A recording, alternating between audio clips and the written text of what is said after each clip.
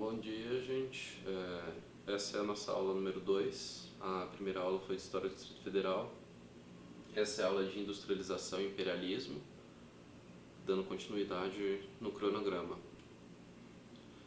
Para começar a pensar essa aula, a gente tem que pensar ali em 1750 no contexto, né? A gente tem um contexto de modernização da agricultura, então você tem uma série de técnicas agrícolas que vão propiciar um aumento da produção de alimentos. Quando você aumenta a produção de alimentos, automaticamente você vai aumentar também a qualidade de vida das pessoas. Então você tem uma queda da mortalidade infantil e ao mesmo tempo você tem o avanço da medicina. Isso faz com que o número populacional aumente.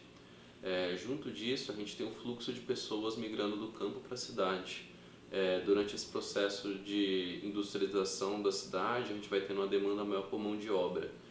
Então as pessoas vão saindo do campo e migrando para a cidade. Um dos reflexos dessa migração é a lei dos pobres. O que a lei dos pobres vai fazer? Ela vai garantir que as pessoas não fiquem vagando pela cidade sem trabalhar, sem fazer uma atividade produtiva. É uma maneira de você combater a violência nas cidades, mas de alguma maneira é uma lei extremamente violenta, porque ela garante que o Estado utilize de violência para punir pessoas que estão desempregadas e sem condição de vida. A Revolução Industrial é pensada em 4 fases atualmente, ou pelo menos 3. A primeira fase é esse processo do ferro e do carvão, quando a gente vai ter um processo de industrialização, de aumento da produção industrial, conhecimento científico, técnicas, urbanização, que eu já falei, aumento do comércio internacional, né? Ou seja, os produtos vão começar a rodar o mundo todo. E ao mesmo tempo a gente vai ter, com esse processo de urbanização, o surgimento dessas classes sociais, né? Você começa a ter cada vez mais a diferenciação social dentro da cidade. Você tem pessoas que estão acumulando muita riqueza e pessoas que estão vivendo com muito pouco. O que Marx vai chamar lá de guerra do proletariado. A gente vai ver mais à frente. Na segunda fase da Revolução Industrial, a gente vai ver a eletricidade e o petróleo. Então a gente vai estar mudando do carvão e indo para a fase do petróleo. Junto com isso, a gente vai ter, por exemplo, a questão do capitalismo industrial, né? Você tem uma indústria que está criando muito e ao mesmo tempo que tem um fluxo de comércios e de dinheiro no mundo todo. Os bancos começam então a assumir a propriedade dos meios de produção, das fábricas, das indústrias, por meio do mercado de ações ou por meio do capitalismo como todo, a estrutura de propriedade e de acúmulo de capital dentro do setor bancário. Esse capitalismo industrial ele também é acompanhado de uma série de técnicas, né? 2 dessas técnicas que vocês têm que lembrar é do Fordismo e do Taylorismo. O Fordismo vai trabalhar a questão da linha de produção e o Taylorismo, dentro da linha de produção, a repetição de movimentos, então a especialização dos movimentos. Na terceira fase da Revolução Industrial já seria a fase da internet e dos computadores, né? Dessa automatização das coisas. A época as coisas vão virar digitais, né? Não mais mecânicas, mas vão começar a ficar digitais. O Klaus, do Fórum Econômico Mundial, esse teórico alemão, ele vai falar da quarta Revolução Industrial, a industrialização 4.0, que seria exatamente um avanço tanto dessa parte técnica quanto a parte digital, seria uma união. Você teria agora sistemas que seriam de produção industrial, mas seriam totalmente digitais. Outro tema que vocês vão ter que trabalhar é a diferenciação de holding, trust e cartel, né? Os 3 vão estar falando de conglomerados de empresas que vão se juntar para dominar um setor de mercado. O holding ele vai trabalhar a partir do sistema de ações, então a partir da bolsa de valores, do sistema de ações financeira, você domina um setor de mercado. O trust já vai trabalhar com o sistema produtivo em si. Em vez de lidar com o sistema de ações, ele vai lidar desde do início do processo produtivo até a distribuição do produto. Então vai lidar com o sistema de produção. O cartel já vai ser um acordo entre várias empresas para fazer o domínio de uma área específica de mercado. Então ele é uma formação de monopólio comercial. Aqui a gente entra na ideia de imperialismo e neocolonialismo. O colonialismo é o início do século XVI, a gente está falando lá de quando os europeus começam a explorar a América e a explorar também de maneira mais forte a África e a Ásia nos anos seguintes. É, o neocolonialismo já está falando do século XIX, quando a gente não está falando já de um poder absolutista, mas está falando de estados-nações que estão em ascensão. Então a gente tem uma série de países europeus, né, que estão buscando matéria-prima, tanto para a Revolução Industrial, que precisa de matéria-prima, quanto de um mercado de consumidor, para o que é feito com essa matéria-prima. Você tem os países europeus criando uma série de produtos e eles precisam de mercado consumidor para esses produtos. Isso é o capitalismo, né? A ascensão do capitalismo clássico, a ascensão da burguesia. Durante esse período você tem a acumulação de capital na mão de um grupo de pessoas que é a burguesia que vai acumular esse capital a partir do mercantilismo, a partir de práticas que eram mercantilistas e que agora vão virar capitalistas. Esse neocolonialismo ele é baseado em alguns conceitos, algumas ideias básicas do período. A primeira ideia que vocês precisam lembrar é o darwinismo social. A gente tem um Darwin, né, que vai ter aquela teoria da evolução das espécies, e o darwinismo social ele vai ser essa ideia do Darwin aplicado nas relações humanas. O que o darwinismo social vai falar? Que existem raças humanas, que essas raças humanas passam por um sistema de evolução. Esse sistema de evolução das raças, ele também sofreria influência daquela ideia do mais forte sobrevive. Então as raças mais civilizadas são as mais fortes, as mais aptas do mundo. Isso significa o quê? Que existe um ser humano que é superior e outro que é inferior. Isso para os europeus significava essencialmente que os europeus eram superiores e que os outros países eram inferiores. Você justificava assim a colonização de outro, você justificava assim a civilização de outro povo. Essa ideia depois ela vai ser reinventada pelo conceito de eugenismo. O eugenismo é essa ideia de raça tida a posteriori que vai dar elementos teóricos para a ascensão do nazismo e do fascismo, né, durante as décadas seguintes. A partir de 1880 a gente vai ter a presença do neocolonialismo na África e a gente tem que pensar alguns movimentos importantes. O primeiro dele é que essa missão civilizatória que os europeus foram fazer lá, sobre essa justificativa do darwinismo social, eles começaram a ocupar o continente e adentrar o continente. Esse adentrar o continente e dominar o continente por dentro, a África por dentro, foi algo que aconteceu muito rápido nessas décadas da virada do século. E que esse processo de colonização, vocês têm que lembrar que ele começou aí, mas ele existe até hoje, né? Até hoje se fala da descolonização da África. E aí quando a gente pensa isso, a gente pensar que até pouco tempo atrás existiam colônias na África, que até pouco tempo atrás existiam países que ainda eram colônia de países europeus.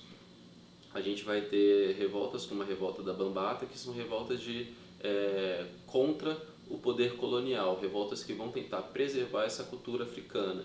Isso é algo presente não só na África, mas também nas Américas e na Ásia.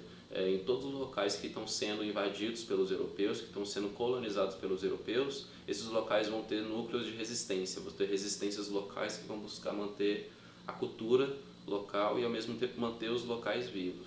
Durante esse período a gente também tem a busca por borracha e marfim. Essa busca por marfim vai fazer com que os elefantes sejam caçados na África, por exemplo.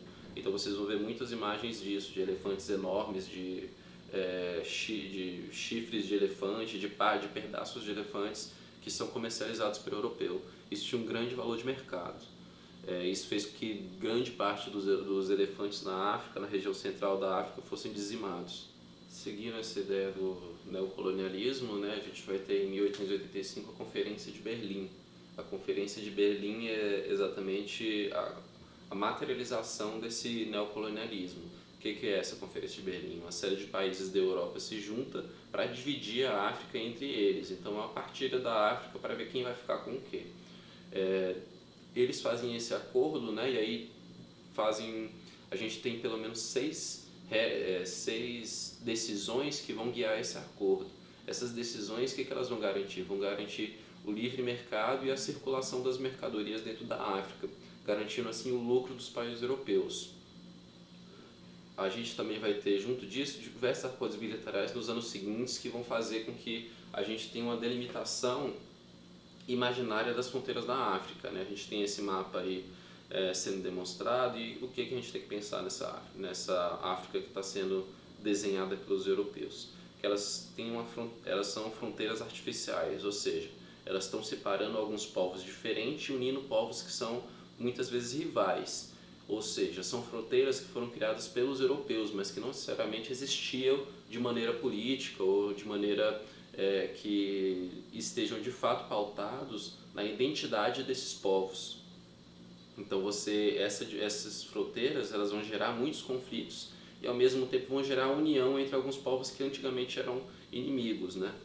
Vão ser forçados a virar amigos a partir desse contexto novo. Depois da África a gente vai entrando na Ásia. O que é que vocês têm que lembrar aí do neocolonialismo da África? Primeiro essa questão da Índia, né? Os portugueses eles chegam na Índia em 1498 e as especiarias que os portugueses acham aqui vão gerar muito interesse na Ásia, vai gerar muito interesse na Europa. Então os europeus começam esse processo de ir para a Europa e os britânicos vão se empoderar do território hindu. Eles vão explorar o algodão e vão importar as manufaturas, ou seja, eles pegam matéria-prima da Índia, fazem a manufatura dessa matéria-prima e depois levam para vender na própria Índia. Durante esse processo, muitas fábricas indianas foram falindo. Isso foi gerando, logicamente, muita revolta e acúmulo de capital que antes ficava na mão dos indianos, agora começou a ficar na mão dos europeus. Isso vai gerando muita pobreza na Índia. A gente vai ter algumas revoltas, né, dentre elas dos cipaios, que são soldados nacionalistas, e a gente tem que lembrar também das companhias inglesas das Índias Orientais. O que eram essas companhias? Eram como conglomerados de empresários ingleses, e esses empresários ingleses se juntavam para fazer um acordo comercial, e esse acordo comercial era de quê? De monopólio do comércio sobre as Índias. Então o governo inglês garantiu o monopólio comercial para um grupo de empresários ingleses. Garantia não só um monopólio comercial, mas também um barateamento de todas as operações para os ingleses, aumentando o lucro dos ingleses, diminuindo o lucro dos locais. Durante esse período a gente também tem a ideia do British Commonwealth Nations, a ideia de que a Inglaterra daria uma certa ajuda às suas colônias. Essa ideia do Commonwealth, do bem comum, até hoje ainda é tema de debate, né? A gente vai ter aí, no caso de Hong Kong, por exemplo, a questão do visto para moradores de Hong Kong, o visto na Inglaterra. Isso está sendo discutido agora ainda, é tema do jornal ainda, porque Hong Kong teve algumas restrições de acesso nesse visto, então é um tema que ainda é recorrente. Essa colonização ela ainda é debatida. Quando a gente vai pensar nessa China, a gente tem que lembrar que durante o processo de exploração da China, né, você tinha produtos como a seda, o chá, a porcelana, que estão sendo tirados da China e vendidos na Europa a alto custo. No início isso era pago com ouro e prata, então isso propiciava aos chineses comercialmente um fluxo econômico. A partir de 1820, os ingleses começam, ao invés de pagar com ouro e prata, pagar com ópio, pagar com droga, pelos bens comprados. Isso vai fazer com que a população chinesa fique viciada e comece a ficar mal da saúde. O governo chinês repara isso, e então o imperador vai reclamar com a rainha da Inglaterra. A rainha da Inglaterra não responde à reclamação do imperador. Então o que o imperador faz? Joga 1.400 toneladas de ópio no mar. Isso gera revolta da coroa inglesa, que começa essa guerra e dura alguns anos. A guerra do ópio acaba com o Tratado de Nanquim, né? E esse Tratado de Nanquim vai garantir o controle dos ingleses sobre a região e ao mesmo tempo o comércio. Em 1900 o Império Britânico é o maior império do mundo. Durante esse período a gente vai ter o surgimento de algumas teorias políticas. A primeira teoria é o liberalismo. A gente tem o John Locke, que morreu em 1700 e pouquinho, que vai criar a base do liberalismo. E a gente vai ter o Adam Smith, já no século XIX, que vai reler ele, adaptando as suas teorias, criando um liberalismo econômico. O que esse liberalismo vai pensar? Essencialmente que o ser humano é regido por um direito natural das coisas. Esse direito natural ele perpassa por algumas ideias, de que o ser humano tem direito à vida, à liberdade e à propriedade privada. E isso seria regido por um contrato social entre os seres humanos da sociedade. E o governo ele teria como papel garantir esse direito natural dos seres humanos. A segunda teoria é o socialismo. Né? O socialismo, no início, ele é pensado como um socialismo utópico. Por quê? Porque os pensadores do início do socialismo, eles estão pensando, eles têm um pensamento positivo quanto ao futuro, imaginando que o ser humano é puro e de que essa pureza do ser humano vai purificar a própria sociedade. Os marxistas, né, o Marx e o Engels, já vão criar um socialismo que se chamaria de científico. Ele vai deixar de lado essa ideia romântica de futuro e vai pensar num conflito. Vai pensar que o socialismo ele só vai chegar ao sucesso por meio de uma guerra de classes. Essa guerra de classes ela é justificada por quê? Porque existe a mais-valia. A mais-valia é a ideia de quê? De que a burguesia explora a mão de obra dos trabalhadores e com essa exploração da mão de obra você garante um lucro maior das empresas. Isso justificaria um conflito dos proletariado contra a burguesia, começando assim a ditadura do proletariado, que deveria durar durante o período até você chegar ao comunismo. O que seria esse processo de socialismo para comunismo? Seria o processo de você pegar os meios de produção e torná-los coletivos, tirar os meios de produção da mão da burguesia e torná-los bens coletivos para a população. A quarta teoria de pensamento é o anarquismo. Um dos principais teóricos é o Bakunin e é uma ideia que está pautada no fim da propriedade privada. Seria o passo seguinte ao comunismo, proposto por Marx e por Engels. Né? Depois de você coletivizar os meios de produção, seria um passo no sentido de liberdade coletiva e individual das pessoas. Né? Você não ter a propriedade privada, você ter acordos que são feitos de coletivos entre as pessoas nas comunidades e não feitos por um governo. Você ter uma autogovernabilidade, você se autogovernar. Essa ideia de você se autogovernar é chamada de autogestão. Autogestão não só é você se autogovernar nas ideias, mas também no meio material. Para Bakunin, esse autogoverno exigiria o fim de duas instituições. Que instituições são elas? Deus e o Estado. Deus no sentido da Igreja Católica, não só no domínio físico e político dela, mas também no domínio intelectual. Seria você se ver livre do Deus, se ver livre do que seria uma fantasia para conseguir viver a realidade. E o Estado seria de fato o Estado, o governo. Você acabar com o governo para que o próprio ser humano se governe. Para finalizar, tem aí as questões de orientação do estudo. Então são 8 questões, eu espero que vocês vão respondendo ela nas atividades que eu vou postando, para a gente fazer um acompanhamento do conteúdo por capítulo. São ao todo em torno de 30 questões no final do bimestre, então vamos fazendo por partes. Anotem as dúvidas relacionadas às atividades, que em breve eu vou fazer um atendimento no Google Meet para responder as questões, para responder as dúvidas, ok?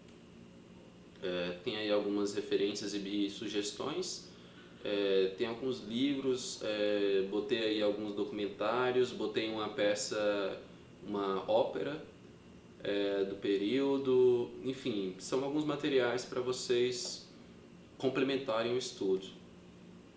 Também botei uma lista de filmes e de músicas. A partir daqui eu estou me guiando pelo livro didático. Então essa segunda aula de vocês, ela começa no capítulo 1, próxima aula eu vou para o capítulo 2 e assim a gente vai seguindo o conteúdo bimestral. E é isso, gente. Anotem as dúvidas e em breve eu posto o Google Meet para a gente ir andando com o conteúdo. Caso tenha alguma coisa que eu possa melhorar na aula, esse formato de aula, por favor vão comentando para eu poder ir melhorando nas próximas. Qualquer coisa me mandem as dúvidas, meu número e contato estão aí. Até a próxima.